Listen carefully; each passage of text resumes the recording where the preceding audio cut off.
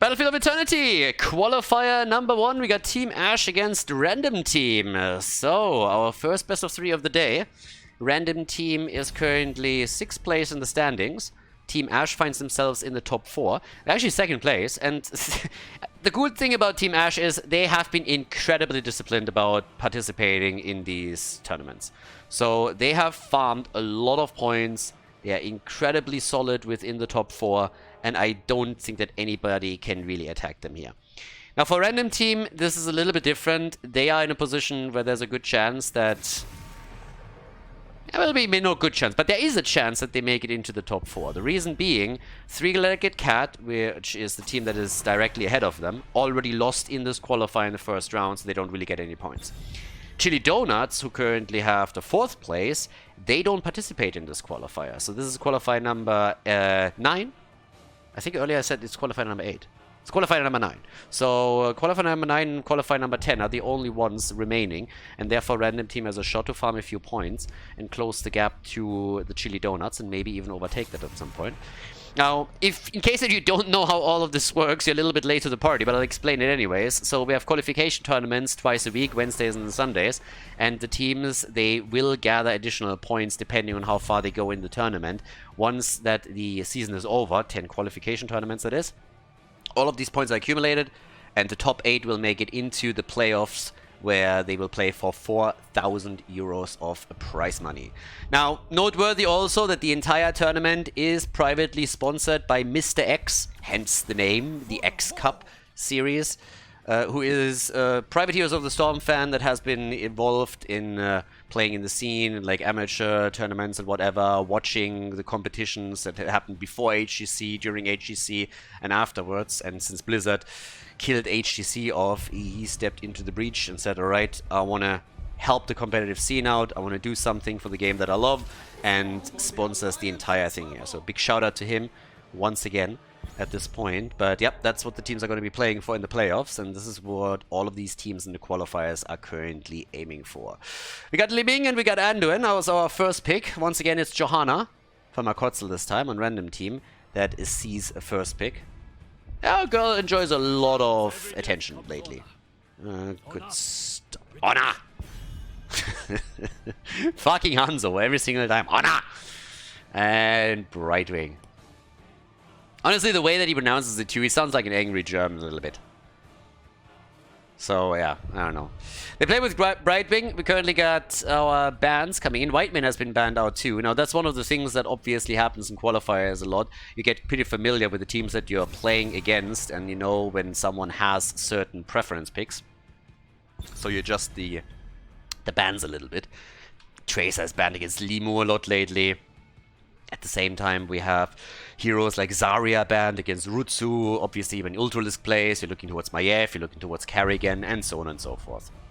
So it's not only meta that you really should have a little bit of an idea about, but also who you're playing against and what these players prefer.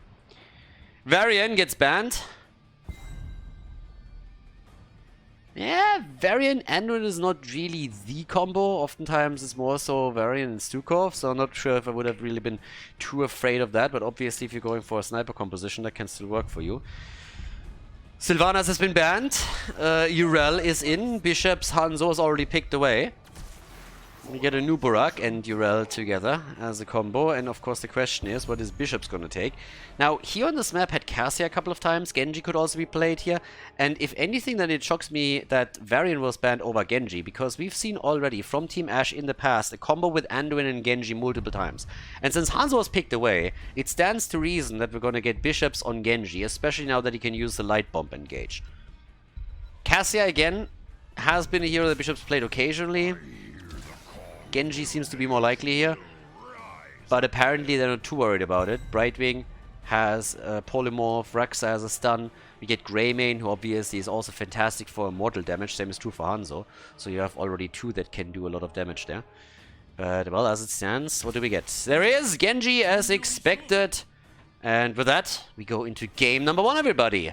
We have our best of 3 in the semifinal here, the 9th qualifier for the X Cup Winter. Team Ash against Random Team. Game number 1, and on the left side on Battlefield of Eternity, we got Bishops on Genji, Murenas on Urel, X-Ray subbing in today. He's playing Anduin, we got Denado and Nuburak, and Li Ming is played by Maitrai.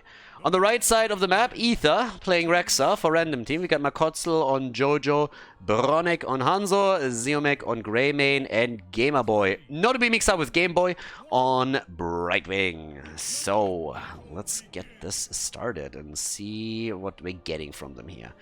Because right now, we got...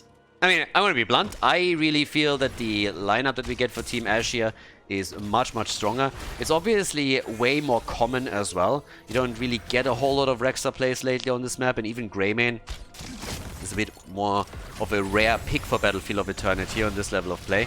But he is obviously adding a lot. So if you can get those stuns connected with Rexa, Misha, and Brightwing with the Polybomb, then he can do a lot of damage. And even more importantly, together with Greymane, with Hanzo, you have two heroes that are very, very good at dealing with the Immortals. So that's really one of the big things here.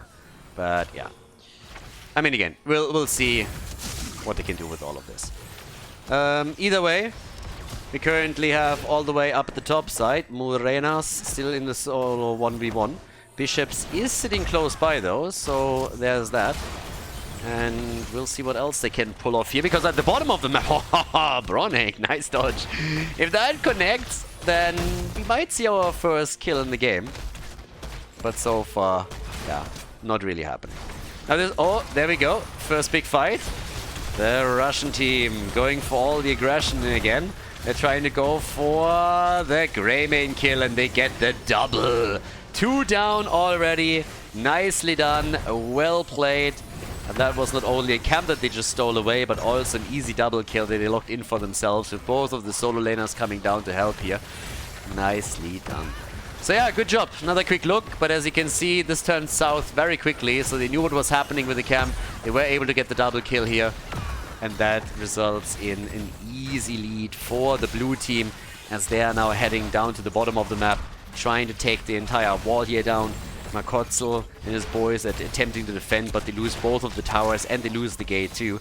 The level 4 talent now available is just extending that lead further. They try to go for Genji here, but that's not going to work either. It seems like Ether is going to go down too. Brightwing just a little bit too late. Seems like Genji will fall. Greymane, yeah, at least was able to get the kill, but that also means he had to abandon the camp at the top. So yeah, off to a good start for Team Ash. They're doing well. And yep, as it stands, they're finally making a play topside. The problem that I have with this is they are a bit late to go for the Shaman camp. Ether, is he going for it? Yeah, he is.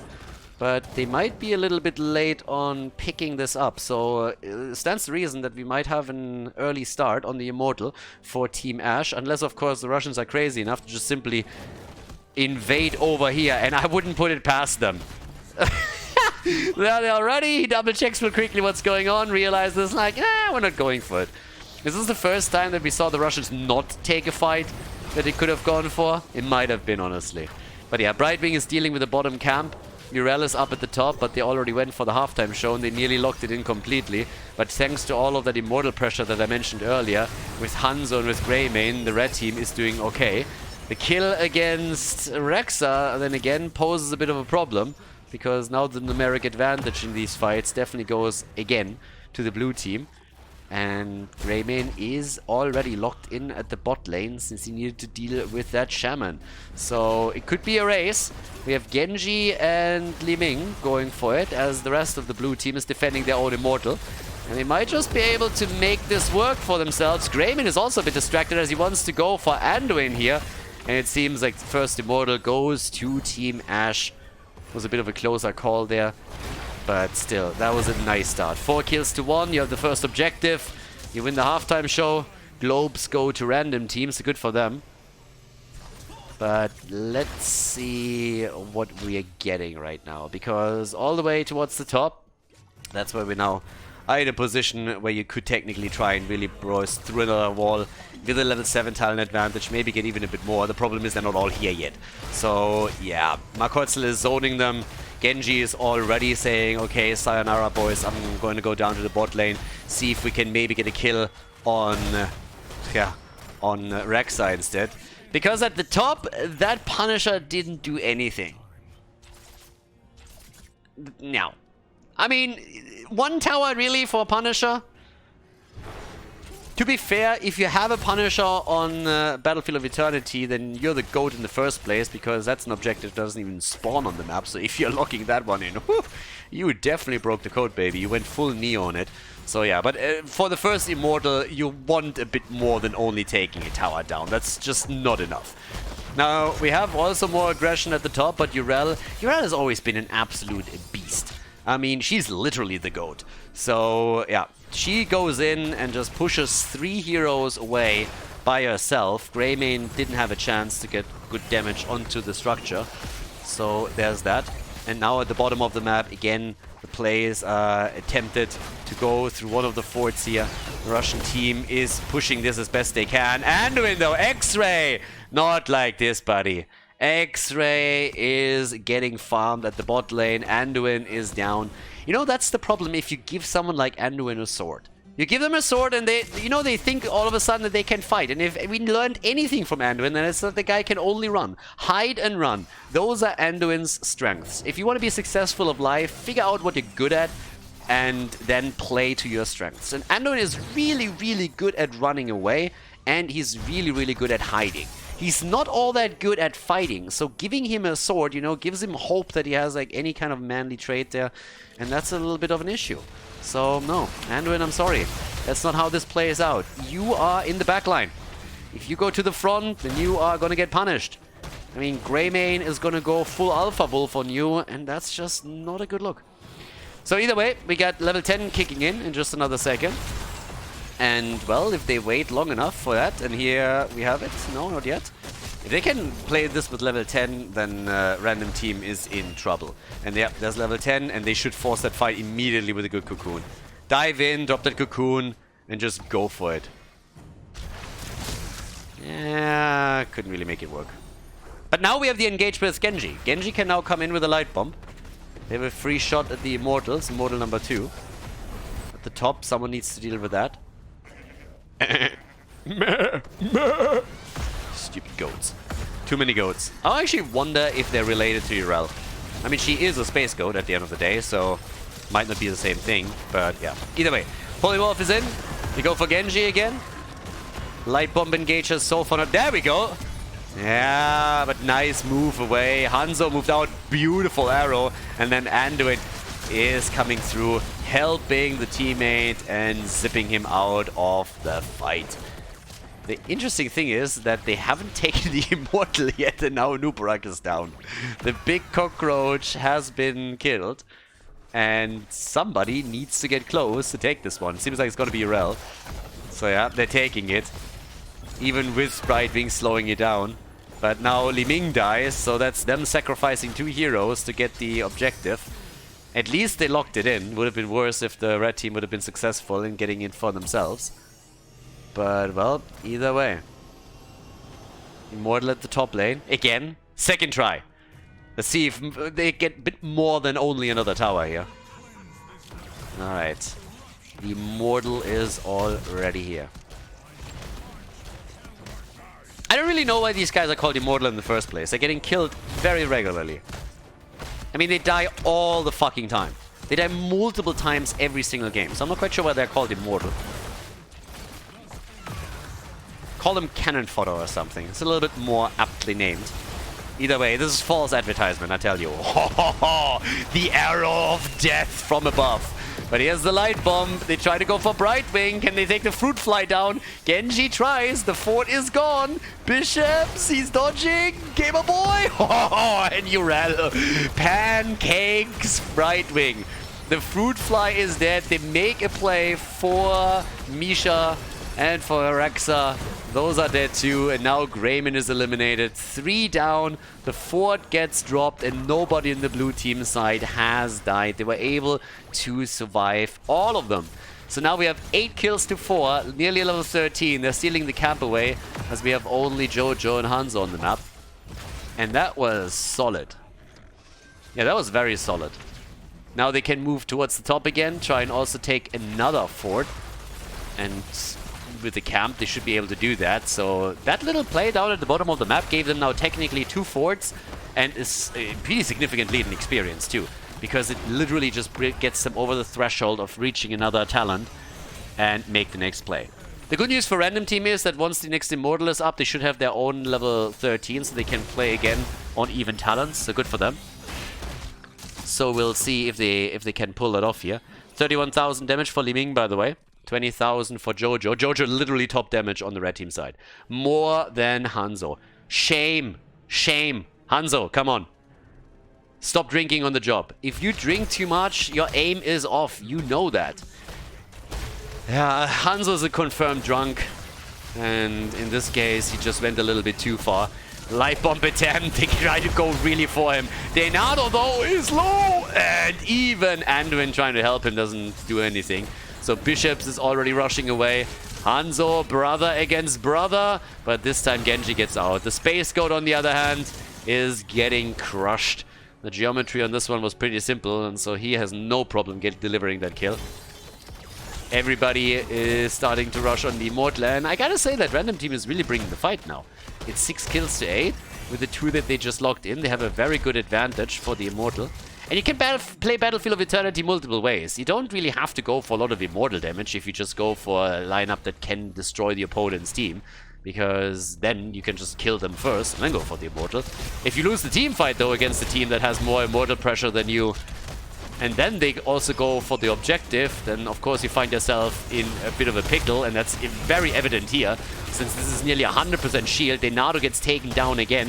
That cockroach keeps coming back, but it also dies very quickly. Talking about dying, though, there's a quick kill on at least Greymane, and Markotzel jumped into Jojo with a little bit of a Sudoku move here, going straight into the fight again, and committing honorable Subaru. Genji! Get wrecked! Okay, like, that was pretty glorious. Guys, let's take a look at this. Maybe a little bit too ambitious. Check out Genji. He gets the light bomb, and then, yeah, he just runs straight into the arrow and gets immediately eliminated. So, that one didn't really work for him. I mean, obviously, if they're able to lock them into a fight, they are able to trade him, but in this case, it was just absolutely murdered. Hanzo had his number there for sure. That one did not work out. And you know what? It was kind of funny. So as they're taking the fort on the top, we're going to look at it again. Because that's just how good that was. So yeah, again, check out Genji, check out the light bomb. Here we go, here we go, here we go! Nope. Not today. Level 16 for Team Ash. The forts are all destroyed. So at the blue and the red team side, both of the forts are down. Nicely done. And well, with all of that, we now have 10 kills to 8. As mentioned previously, we got the level 16 talents, which gives us a double pull for Anduin. Didn't go into line boots this time at level 13. Just a quick side note. Epic enter on Anubarak for his level 16 choice as usual. By the way, kids, again, I'm saying this because lately we had it. Debilitation is shit. It's garbage. It's trash. Do you ever want to pick this talent? Exactly. Epicenter is where it's at. Epic enter, my bad, my bad. But yes, so stop picking debilitation. Like, all of this theoretical bullshit was like, ah, they got 2 mages. If I just hit both of them, then no. It doesn't work. Honestly, it just doesn't. Epicenter is just much better. Like, once in a blue moon, once every 1,000 games, I grant you there might be some kind of circumstance where it makes sense.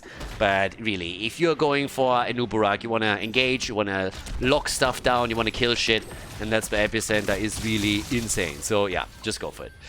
With that said, we got the shrinking vacuum over here for Jojo. We also got feigned death again. So yeah, very few people know this, but Rexa is actually an aspiring actor. And he is bringing acting skills on level 16 really into play. So he's always feigning his death here. So far, I gotta say that nobody really fell for it, at least not as long as I've been casting this game. So I think he's a pretty shitty actor. But the man doesn't give up. And that's a certain amount of work ethic that you really need to respect. So maybe at some point he's going to be successful with it. But so far it hasn't really been working out for him. Globes, by the way, also not really his forte so far. He is sitting at 20. He needs a couple more so that he gets the extra survivability for himself and Misha. And talking about Misha, they really want to go for our little bear down here. And that's a kill. Nicely done. So that's 20 seconds without one of the most important members on the red team side. And with level 16 talents for both, it's another Immortal that's on the agenda. But there's also, top side, another cap that's coming in. Double hit. Here come the boars, but Li Ming wants the resets. And here comes Genji. Brother against brother. This time, Genji is successful, and they're gonna get more here. Resets, baby! And Li Ming gets murdered. But, well, Rexa dies too. So does Greymane. And that, everybody, is a 5-man team wipe. Everybody dead, and yeah, absolute clean-up job right there. Li Ming getting the resets time and time again. To be fair, towards the end here, she dies, but she died for a good cause, and she really delivered for the team. Now we got 15 kills to 19. We got a 1-level lead. Big Immortal. Obviously, Rel still has to make sure that the keep doesn't fall. It took damage. That was unavoidable. But the lead that we have for Team Ash is, of course, incredible right now. So, yeah, here we go. Top side, that's where the play comes in. Bishops is already down at the bottom of the map. Is trying to escort another minion wave in. The red team is ready for the defense, but with Genji getting the bottom wave, it means that they're getting closer and closer to level 20, so the timing is pretty stellar. Genji is now going to move top side. Again, all that he wanted was the experience here. And here we go. Level 20. Light bomb into the inner fire, and we got the dragon becomes me as Genji is hallucinating again. Yeah, Misha is down though. And yeah, they're going to make a play with the light bomb pretty soon into the backline here. They can just absolutely zone them out. Li Ming is already trying to prep kills with a wave of force time and time again, using her repulsion in these instances. The top keep should fall 100%. If they can get kills here, they might even be able to go for game and take the lead in this best of 3 series in the semi-final. But yeah, big shield has been eliminated, but there's still 50% of the hit points left, and they're making a play now for Greymane, who jumps out.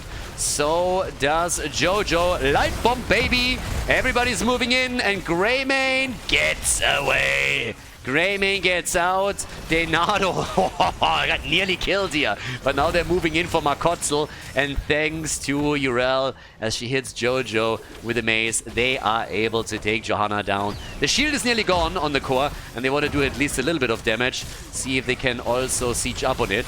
So the shield pretty much eliminated. They're going for Misha, and that's another kill. Core is losing some hit points too, but there's still too many defenders right now. They put Hanzo literally into a corner, but he jumps out. But the shots are being fired, and the core is slowly getting crushed here. Catapults are also nearby, but they're making the play for it now. Without Jojo, it's really difficult to hold it. Right clicks are being made. Li Ming is down, and I'm not sure if the Russians can pull it off. 20% on the core, 3 alive, 15, 10, 8, 7, 5%. Genji, no, not like this. 4% on the core. They gotta end. They gotta end. There's no way. They have to go and try and end at the top. 40 seconds for Li Ming. Once again, the blue team a little bit too aggressive here. Level 20 talents on both sides. Jojo isn't here. Can they make it happen in time? They should be able to. Right wing is jumping in. They got Greymane. They chunk it down. 20 seconds for Li Ming. Guys, this is looking bad for Team Ash. Team Ash is gonna lose game 1.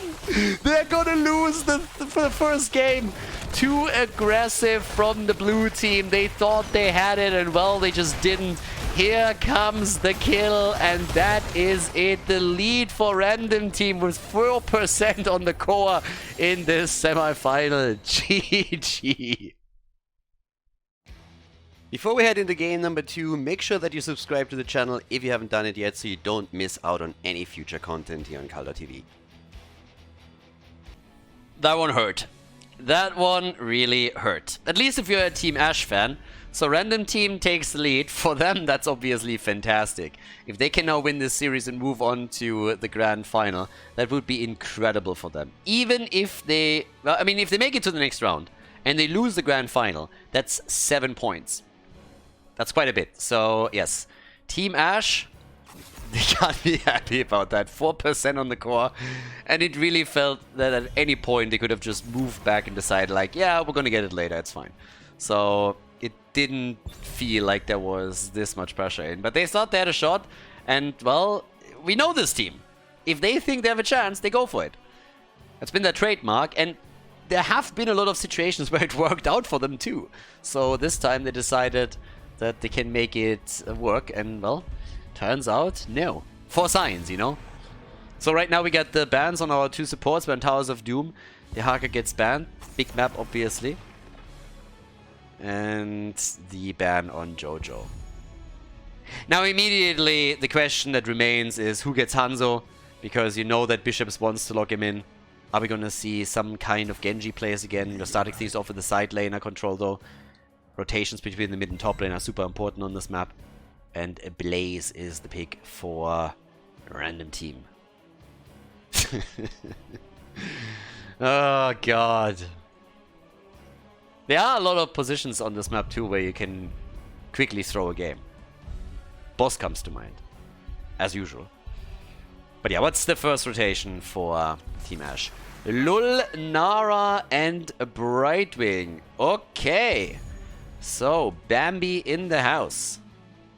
Here we go. And X-Ray again, he's subbing in today. He's going for Brightwing. I'm actually a little bit disappointed. We had a new team, or new to the game, what they were called, where X-Ray was playing just a couple of qualifiers ago, but I guess they couldn't... They realized probably pretty quickly that they started a bit too late and couldn't make it into the playoffs anymore unless they were winning multiple tournaments, which is kind of unlikely. So, would have been nice to see them in more tournaments. Maybe they had a shot there, but we only had them in one event. Maybe they just also participated a bit for fun there. But yeah, hopefully in the future we're going to see them again, because that was a real promising lineup. Now, we got Hanzo and we got Whitemane. Again, if you're picking Hanzo in this case, you're not only picking it for yourself, but you also take it away from Bishops, who always loves to play Hanzo. What they usually do is, I mean, they pick a lot of Sylvanas as well. We had him on Genji just on the last map, so you could make that play too.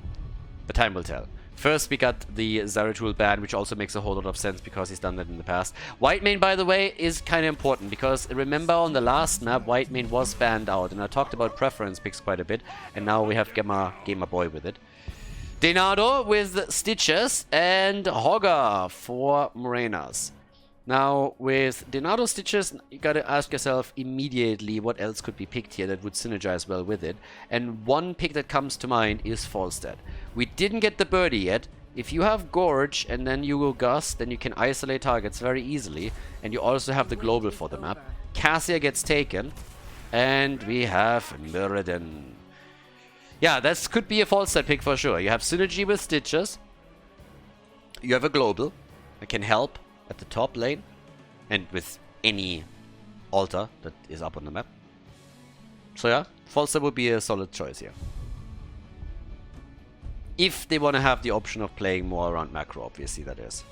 For damage, pure damage, there would be other alternatives. But well, let's go. Map number 2. Final pick, and it is the birdie. Falstad is ready. And with that, we can head into the second map of this best of 3 series and see if Random Team can do it again, or if Team Ash this time is locking in the W and forcing map number 3. Team Ash against Random Team. On the left side, we got Bishops on Falstad, Mitra and Lunara, Denado with Stitches, Morenas on Hogger, and X-Ray on Brightwing. Right side of the map, Random Team with Ether on Blaze, Makotzel on Murden, Bronick on Hanzo, Gamerboy plays a Whitemane, Pity the Frail on level 1, and Zeomek is playing Cassia in the second game, and heads in this case straight into the charge strikes over here. And with that, we're already back. I'm not quite sure what exactly the pause was about, but whatever the problem, they fixed it nearly instantly. So yeah, good for them. But as it stands, we got our little 5v5 in the middle. Denado has the opportunity to maybe get a hook connect. But with Stitches, it's always the same. If you are after level 13, then you're so much more dangerous. Early on, Question of if you can really pull that off. In this case, we didn't even have a hook being thrown. Didn't want to use the cooldown there. Patchwork creation. It's a little bit sad, honestly. This talent is just so damn good that you don't really see anything else lately. Hungry for more is always fun. Every single talent that you can stack, especially when you can stack it endlessly, is kind of cool because it involves a bit of a mini game. That's fun when you play, but that is also kind of interesting when you're watching top players perform with it. And I still remember a Meta Madness where, I think it was Team Ash back then, with a different formation where Stork was playing for them.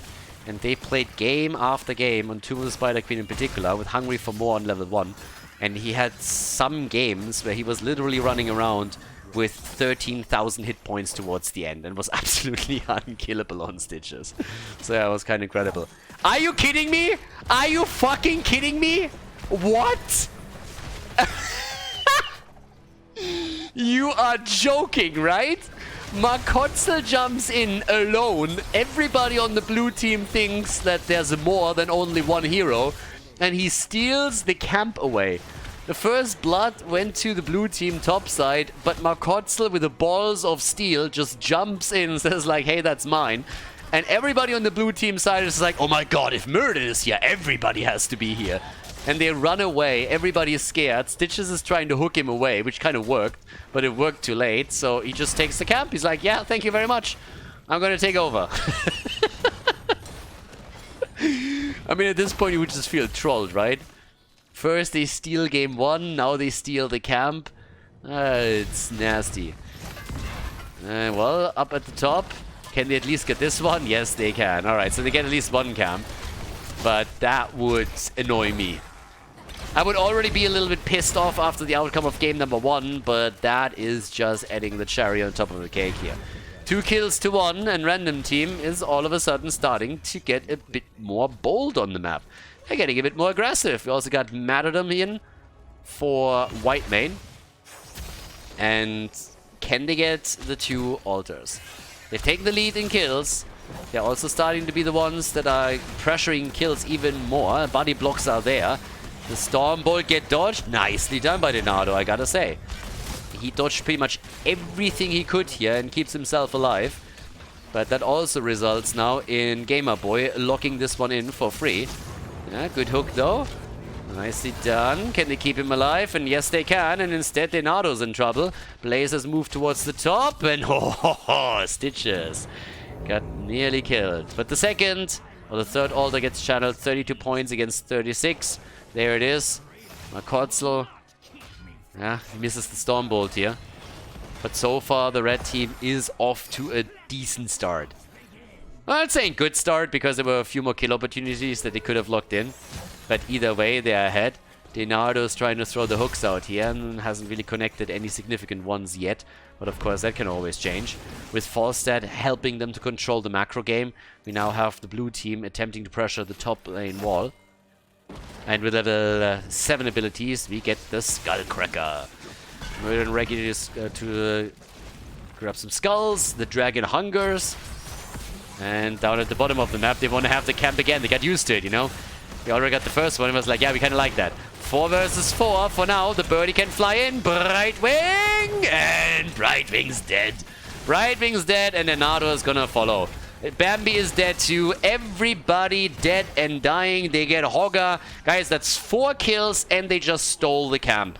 4 kills plus camp. Yeah, you know you're in trouble if you lose everything in that encounter. Look at this. Everybody dies. I mean, Brightwing, the first one to fall. Definitely approve of that, but then Lunara dies, Stitches dies, Hogger gets murdered, the camp gets stolen, 6 kills to 1, the bottom bell tower gets converted. There's an amount of... Like, the pain train is really headed towards Team Ash, and it is not stopping. That thing is just not slowing down. If anything, is picking up the pace. So, we have a 2-level lead right now, and that's a disaster for Team Ash. Now, this has always been an insane comeback map, and I know, I say this every single game when we're playing on Towers of Doom, but let's review the last 2 qualifiers. Just think a little bit about the games that we had in the last 2 qualifiers. What happened every single time a team was ahead? Every time. We had teams that were ahead with 30 points on the core against 3. What happened? Time and time again. You know what happened. They lost. It seems a little bit like a meme these days, that whenever a team is ahead on Towers of Doom, at the end of the map, they lose and, well, have to deal with the consequences in the series. So, yes, random team is ahead, but what they definitely need to do now is to make sure that it stays that way and to solidify that advantage. Now, Whiteman apparently dropped here. Maybe they, I don't know really what happened here. Maybe they celebrated the lead a little bit too much and somebody accidentally hit the PC or something and all of a sudden they have to restart. Either way, with 6 kills to 1, we have now a 2-level lead in favor of Random Team. So they're looking very good here.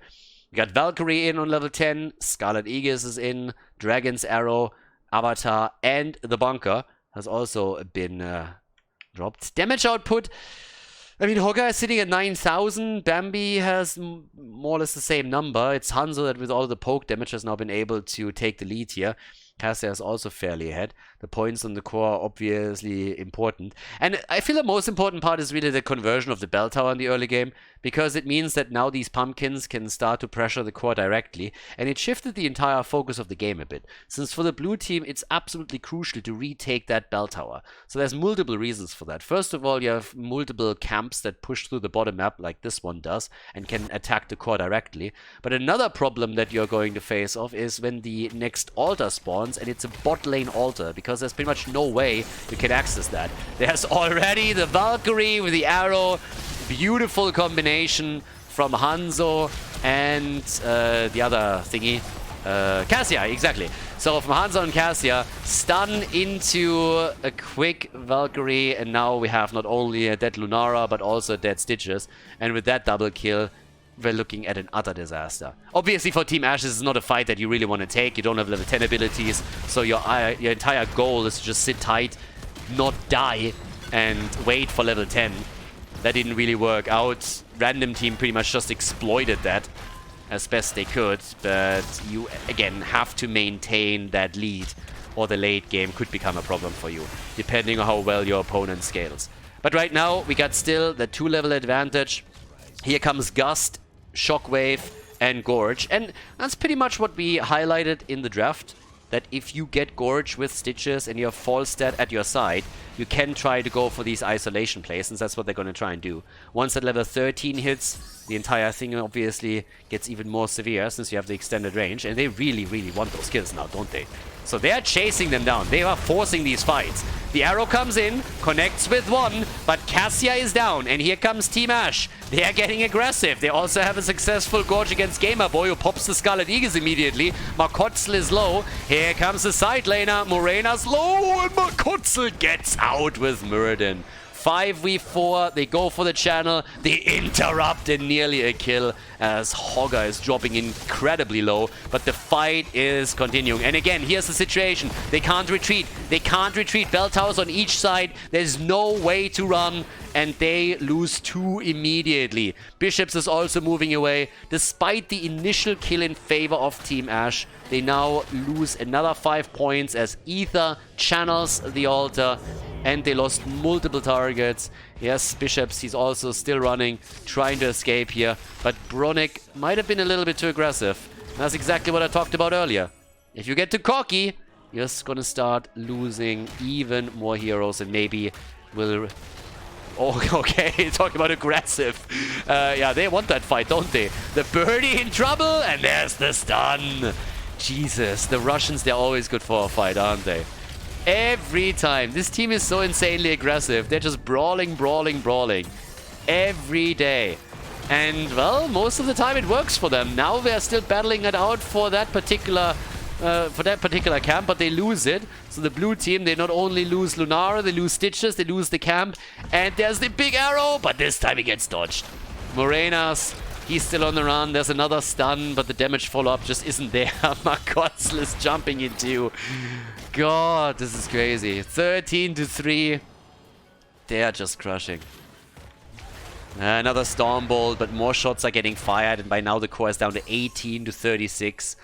So literally double the points now. The game isn't over yet, but this continuous 2-level lead that we see for Random Team is a big problem. And now we have a double altar, and again, how do you reach this one? You can't. If you can't take that bell tower back, it's incredibly difficult to reach, and you're not going to make any plays there. And as long as there's a level 13 talent for Random Team that they have over the blue team, they can also pressure these fights and force them, since it's a big advantage. With level 13 in, the hook range extension is going to help them. Especially, of course, in these situations here. Yeah, Denado already has it. Everybody needs to be very well aware of Stitch's cooldown on the hook. Already a channel for Ether. Cassia is now trying to take the bottom altar. That one should be a given. That's 5 points of the core. And there's the hook, and there's the gorge. White main, the catcher. Immediate gust attempt, but the stun, the bunker, and still the kill on White main.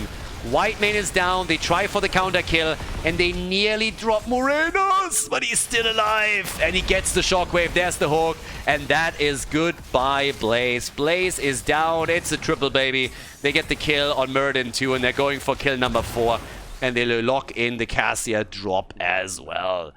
Yes, and all of a sudden, with the 13 points against 36, they're able to take the bell tower back, and they can now go also for the altar. We take another quick look at the fight. There's the hook against Blaze, who evaporates, and then they're chasing the rest of the team very, very quickly here. So yeah, job well done. That might just be the comeback that they need. But the gap is, of course, still in existence. It's still more than half a level that they're behind. They wait for the bell tower, but he mistimed it. Only 3 shots fired. 33 to 13. He mistimed it slightly. Couldn't have waited much longer, though, because we already had heroes back up on the map for Random Team that were willing to try and see if they can maybe interrupt the channel and buy time for the rest of them. But off we go. The start of a comeback. Possibly, at least. 16 talents, they're ready, and the blue team will get them soon too. So by now, for 13, we got the subjugation, the shared punishment. Question is always, who's going to get punished here? For now, it's the bird. Yeah, that was a short distance arrow from Hanzo, but it was more than enough to get the stun. And now they're going for another bell tower. Topside gets converted this time. Now Bambi is trying to do damage with Stitches at the bottom of the map. But, well, can they get this one in time? I doubt it. Well, maybe with the pumpkins, you know? They might actually be able to pull that one off. Yeah, they are. But the red team realized that they will be too late rotating, so instead they're going for the boss, and that's another 4 shots fired. So good on them. They're dropping the blue team down to single digits on the core, and it's still going to be 4 bell towers to 4. And this one is going to be easier to retake by the red team. The birdie has moved towards the top.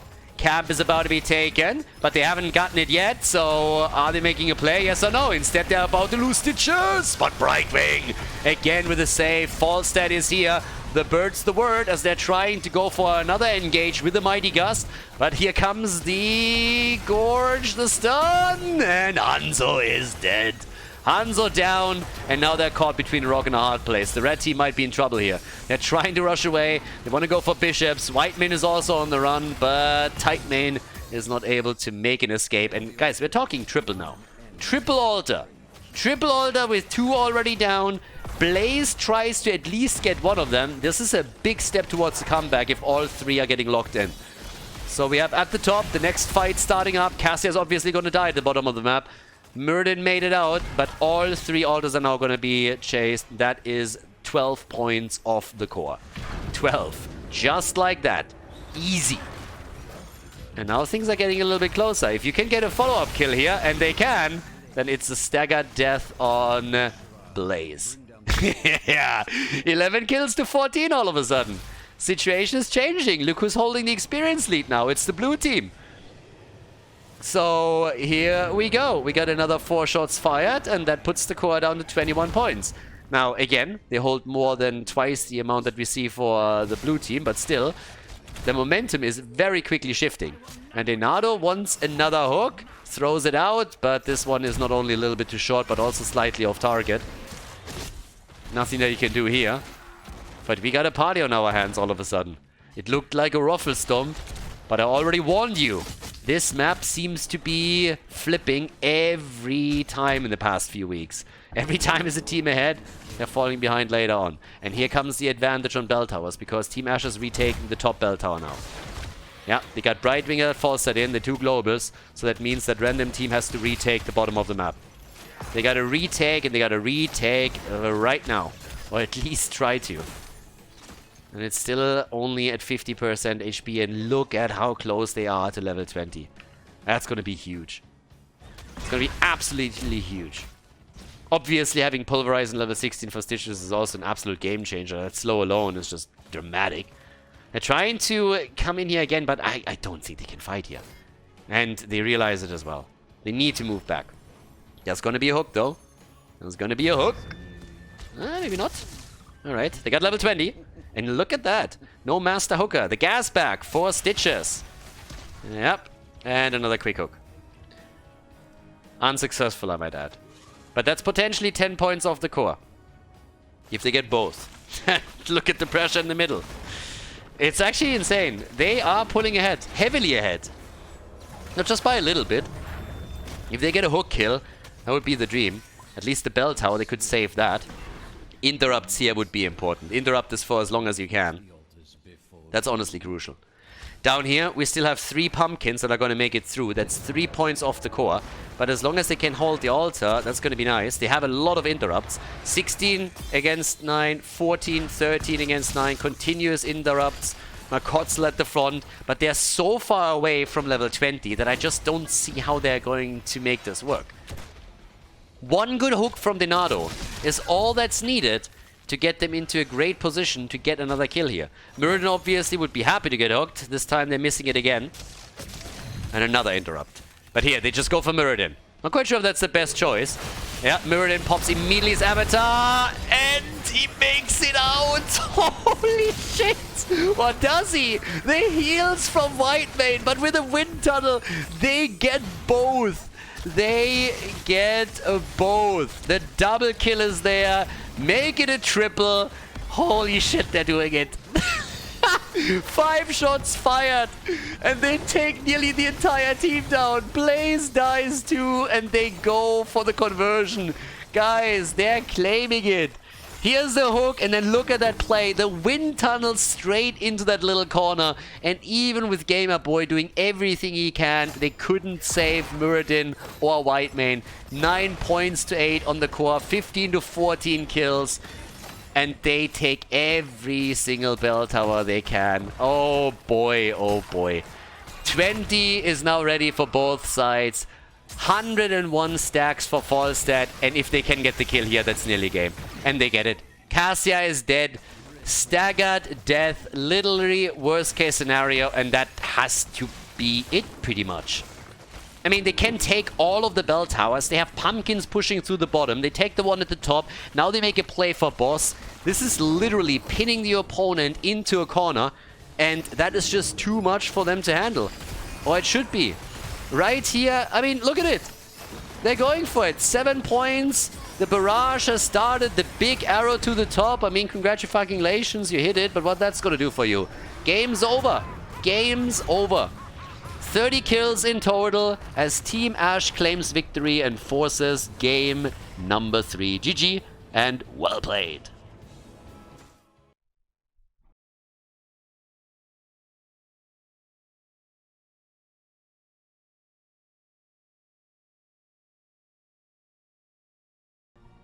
It's a wild series. It definitely is.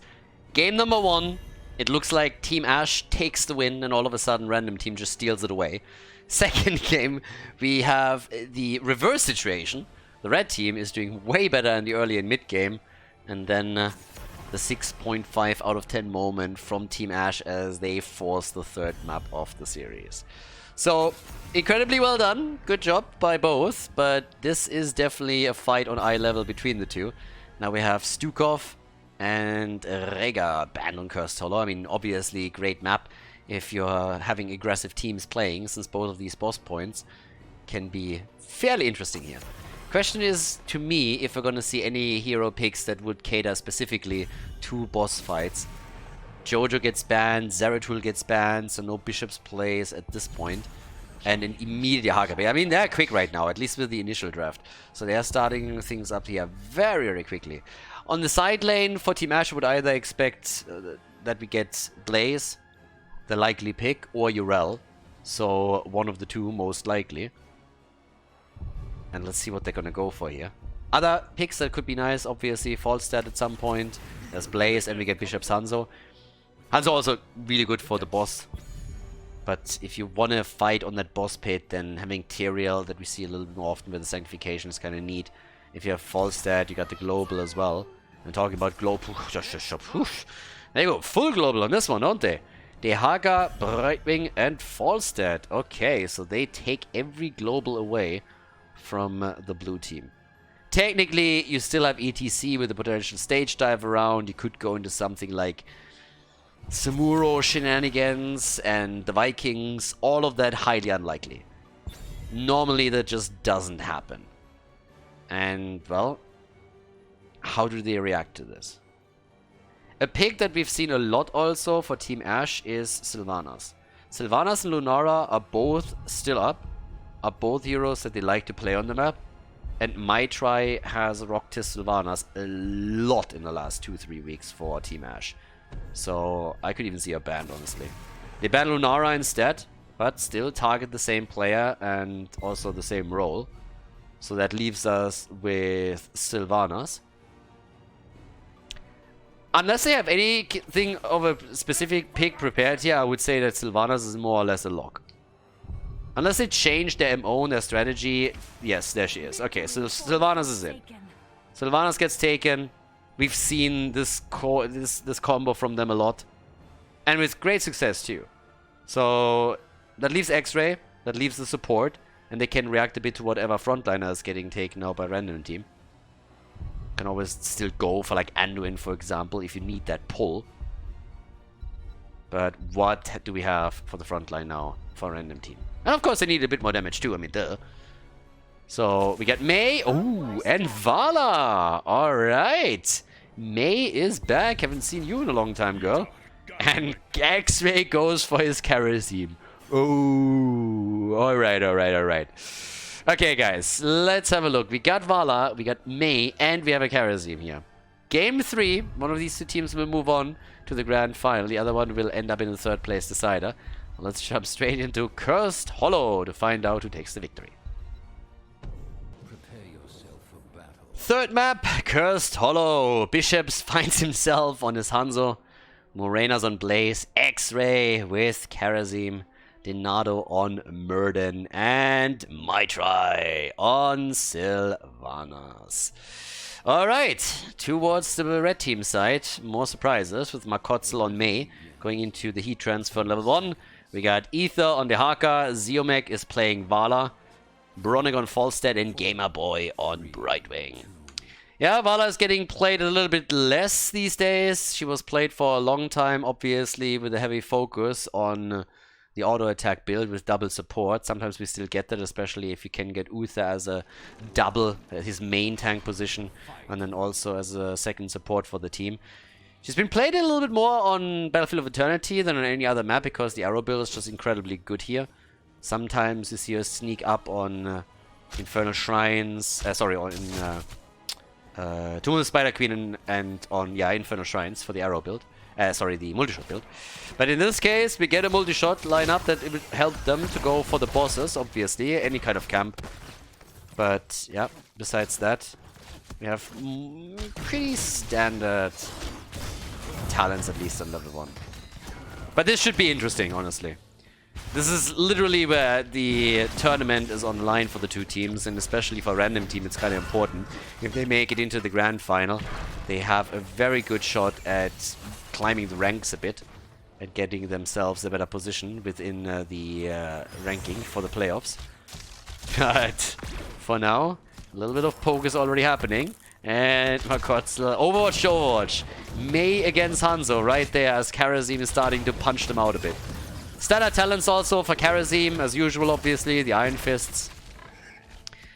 Makotzel makes it out. Barely, I might add. Yeah, that could have even been the first kill. Down at the bottom of the map with the good jet propulsion, we see the birdie in trouble. So yeah, nice job by Morenas on the side lane. And camps are immediately claimed after the 1 minute mark by the blue team. Maitri and X-Ray, they're the first ones to rotate over to the Siege Giants to start to deal with them. But very quickly we should see also a similar action for random team. And there it is. They're going for their night camp first. So straight up for the Bruiser camp.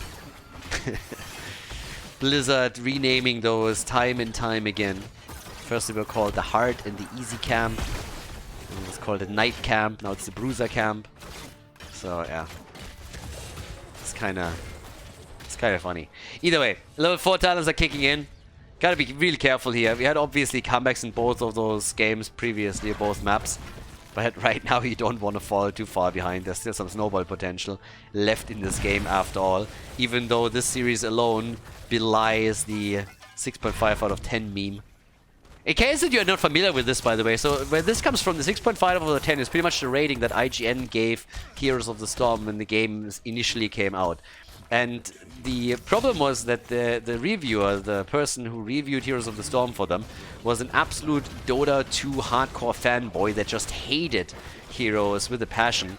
And he came in, and one of his biggest points of criticism was that there was no comeback potential in Heroes of the Storm. At least according to him. There's no comeback potential, and that's why he rated the game 6.5 out of 10. Which was kind of funny, because even back then the game had an insane amount of comeback potential with underdog bonus experience and so on and so forth. So it clearly showed the bias, and it just became a massive meme because it was obvious bullshit. And we had so many comebacks in this series alone that this match alone is just belying that immediately. Now, we got the big fight at the top, and, well, Blaze didn't make the rotation, so already we have those globals for Random Team that we highlighted during the draft playing a big role here, and they're starting to chase them hard. Blaze is just staying at the bot side, and therefore he gets a bit of value, but that mostly hinges on how long does he have, and since the red team locked this one in within seconds, he's not going to have too much time all alone at the bot map. But then again, they catch the Haka, so that was a nice move by Team Ash. They obviously knew that there would be a rotation down to the bot lane by the red team, and they caught the Haka with his pants down. And got not only the kill, but also bought more time for their bot laner, for Blaze. And since they got the kill, they can now rotate down here with Sylvanas and everybody else and take down the structure completely. So it's kind of crazy. It's a little bit nuts, honestly, when you think about it. Because that is definitely worth a lot more than just simply logging a tribute in. So Random Team must have felt pretty good after the first objective. Not only getting the tribute, but also applying a lot of pressure to the blue team. And then that one mistake in the rotation of Ether and the resulting fort that gets claimed bot lane is changing the entire flow of the game again. Team Ash with 2 kills to 0 is now ahead in experience, ahead in structures. They have to catch up on the objective a bit, but outside of that, they are in a great spot. So now we got another Siege Giant camp taken. The position of the tribute down here might even result in the red team getting this one for free. It's not really a good one. But a kill attempt and a drag successful on Muradin, and that results in the Haka redeeming himself. So Muradin goes down. First kill. And Vala is already working on this a bit, but the rest of the team is getting in there. But they might be a bit too late. Brightwing with the attempted save, successful, but still, Vala nearly died here, and that's a lot of cooldowns already burned. And as everybody is rotating to punish the bruisers for that, Sylvanas finds herself at the top, and that's an issue. Morena's realizing he's gonna die anyways, was trying to help Karazim to get a counter kill. That didn't work. But as you can see, there is still value to be had at the top lane for Team Ash, because they are now taking the wall down and they're escorting the Siege Giants in. So I like what they're doing, I honestly do. Both teams have level 10 abilities now, but they killed the Haka again. And it's a bit impressive, because right now Team Ash is really playing well around these rotations. Despite the fact that they don't have a global and the opponent has 3, they're the ones to put Sylvanas into a real nice side lane push position time and time again. And that helps them a ton. And they're even getting a kill on Mei now with a 7-sided strike, just collapsing onto her from several angles. And Sylvanas has now taken another 4 down. So this is a weird one. This is a really weird one. They got the easy kills, they have a lead in experience, and they have taken 2 forts down. And I would have expected the globals to play way more of a role early on in the defense at least, but far from it. So now they have to, of course, make a play for the tribute, but this one is a little bit closer to their own side too, so that helps. And they go for the boss as well. So now they're going for the channel, they go for the boss, and the red team is a bit late to make a move for their own boss top side. So they could rotate over. If they now go to the top and force that fight, Hanzo could even throw an arrow out. That could become an issue. This is not enough time. There's Morenas. Oh, maybe they have to cast. They got to cast. Ah, good job by the Haka. That was important. The Haka, that was important. But the arrow missed too. So Hanzo threw the arrow out after all, but it missed. The birdie is down on the other hand. And there's another jet propulsion kill. So, yep, they got Brightwing eliminated, and now they make a move for Vala. The Haka died, and oh boy, they're getting slaughtered here. 5-man team wipe. Absolute disaster now. And at the bot lane, the push with the boss continues. But yeah, they cleaned house here. Brightwing and the Haka, the first ones to fall. Yeah, Muradin, sorry, not Muradin, Falset as well. The Flying Dwarf, not the other one. And that is now level 13. 9 kills to 2. They take the last remaining fort down. The bottom keep wall has been opened. This is a bit of a disaster for the red team. So it's only a matter of time until random team turns it around and wins the game. Team Ash is so far ahead, there's just no denying that they're in a really bad spot here. If the previous maps were any indication, then it's only a matter of minutes before random team goes for a full-on comeback and crushes them. So, yeah. Now, jokes aside, Team Ash, let's see if they can hold on to the lead this time. Because they're looking really, really good right now. And there's another camp that they're trying to time. Can time around the next objective. Push the top lane a little bit more. But yeah, there's a drag. Good stun. Follow up. Denado. Yeah, he is going for a very, very late move with his ult. But they are alive! Muradin is alive! What? I mean, he was holding this ult until the last moment possible, and they somehow are still able to make that play. Now the Siege Giants are moving through the top. They get the kill on Mei. And, well, this is bad news, because Aether is now also dead. Siege Giants are pushing the top lane. 15.5 to 13.5. Tribute for the curse is up on the map. So that's going to give them the first curse of the game. And they're pushing through the bottom of the map to claim another camp. This one should result in at least one keep being destroyed, especially given the fact that at the bottom of the map, the wall is already gone. So they can easily go in here, take the keep down. Mei is back. The Haka missing for another 5. All the way up at the top. Let's not forget that there's Siege Giants and Catapults also pushing with this. This is rough. This is gonna hurt. Falset has already moved towards the top lane to meet that push. He has to. But if they play their cards right, they could literally go for a double keep play here. Especially if they're able to get a kill. Which I doubt a bit, but, well, time will tell. So now they're going for the Haka. They're opening this wall up too. Ice wall! But that doesn't do anything for them. At least it shouldn't, so, yep. First keep is already gone. Core is getting attacked. Shields are slowly falling. And we got the curse active for another 22 seconds. And with level 16 talents, they have a mad advantage now. It's not only the stats advantage through the levels alone. It's really this additional talent that helps them here. Yeah, the gust attempt, not too bad. Does he have the bunker? Well, in this case, no, but Falset dies too. So Blaze is not the only one that falls. They're trying to make a play for my try, but Sylvanas is alive. What about that keep? Can they get it? The core is down to 80%, by the way. Mei is dead, so is Sylvanas. The keep is still here, though. But look at that core. They got the core down to 54%, and they are not stopping. They take keep number 2, 11 minutes into the game. It is an absolute disaster for random team. Right now, Team Ash just has to make sure that they're not throwing the game. That has to be the biggest one that they focus on right now. Do not throw. Play it safe. Play to your strengths. You have full-on map control now. And bosses are going to be up soon again. 40 seconds. By that time, everybody is back up on the map. You can make a play for boss. But yes, this is a huge opportunity for Team Ash to move on to the grand final. It's a huge chance to make it into the next round of the tournament. Only one keep remaining and the core at 54%. Then again, remember game number 1. They had the core down to 4% and they still lost it. Now we got, on level 16, the Seething Hatred. We got Gloom in. 13 kills to 4 and another little play down here at the bottom of the map.